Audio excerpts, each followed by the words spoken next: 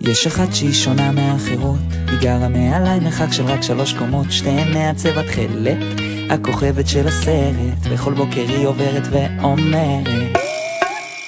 לא, לא, לא, לא, לא מחפשת תירוצים, בשכונה כולם יודעים, היא חופשייה, לא אכפת לה מה כולם אומרים, האף שלה בעננים, היא שומעת רק לה, לה, לה, לה, לה, לה, לה, לה, לה, לה, לה, לה, היא חופשייה, לה, לה, לה, לה, לה, לה, לה, לה, לה, לה, לה.